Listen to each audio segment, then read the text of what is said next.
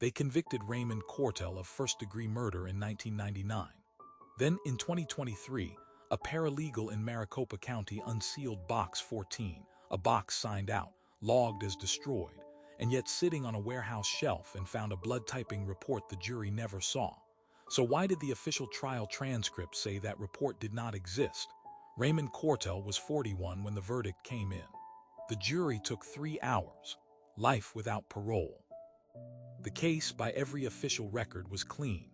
A woman named Sandra Voss was found dead in her Phoenix area home on March 12, 1999. Blunt force trauma. Cortell was her neighbor and former business partner. He had motive, a disputed property deed worth $300,000, no alibi for the 12-hour window. A single hair recovered from the victim's carpet matched his sample. A witness placed his truck in the neighborhood that evening. The prosecutor called it open and shut. The jury agreed.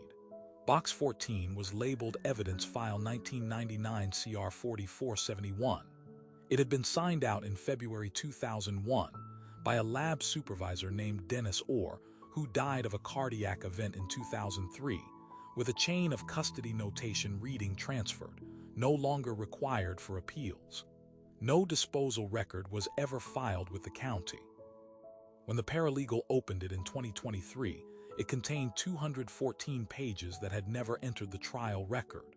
Page 47 is where everything stops. It is a secondary blood typing report dated March 19, 1999, 7 days after the murder, authored by a criminalist named Patricia Weld. The report analyzes blood recovered from the doorframe of Sandra Voss's kitchen. That location was tested at trial, but only for DNA. What Weld's report shows is a second blood type at that doorframe, not Sandra Voss's, not Raymond Cortell's, a third contributor. At trial, the jury was told the doorframe sample came back inconclusive, disregarded, but the trial transcript is precise about what happened. On day 4 of testimony, the lead criminalist, not Patricia Weld, but an analyst named Gary Fitch, told the jury the doorframe sample had been processed once on March 13. That every reading was inconclusive, that no follow-up analysis had been performed. Patricia Weld's report is dated March 19. 6 days after Fitch testified, the sample was closed. Either Fitch testified falsely, or Weld's report was generated from a sample that, according to the official chain of custody, no longer existed at that point. There is no version of this that holds together, but the third blood type wasn't even the strangest part. Weld died in 2011. Her personnel file, obtained under a public records request in 2024, shows she filed an internal complaint in October 2000, 14 months after the trial concluded, addressed to the Maricopa County Crime Lab Director.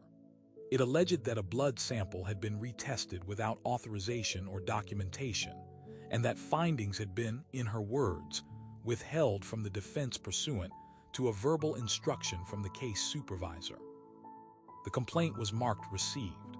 There is no record of any investigation. Weld transferred to a different county lab 6 weeks later. She never testified in any appeal.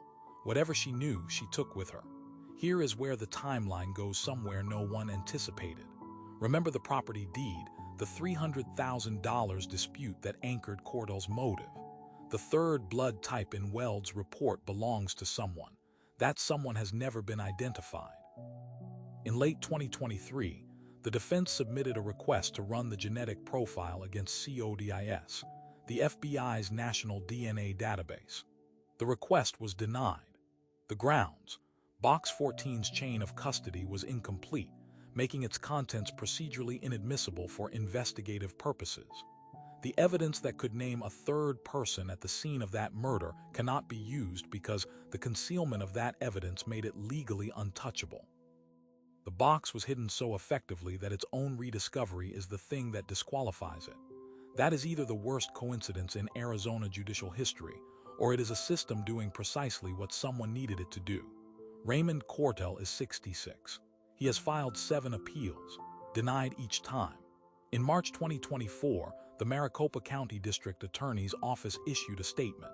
The conviction remains supported by the evidence presented at trial. That sentence is technically accurate. The evidence presented at trial did support the conviction. The office said nothing about Box 14, nothing about Gary Fitch's testimony, nothing about the verbal instruction Patricia Weld documented before she transferred out of that lab and never looked back. Weld's complaint names the instruction. It does not name the voice. Someone told her to set that report aside. Someone decided a third blood type at a murder scene was not information a jury needed. Someone signed Box 14 out in February 2001 and made sure it stayed gone for 22 years. That someone is the question, not in 7 appeals, not in 2 DA administrations, not in the 26 years Raymond Cortell has spent in a prison in Arizona has anyone answered it. The evidence exists. The contradiction is documented. The name is the only thing missing, and so far, no one in a position to find it has looked.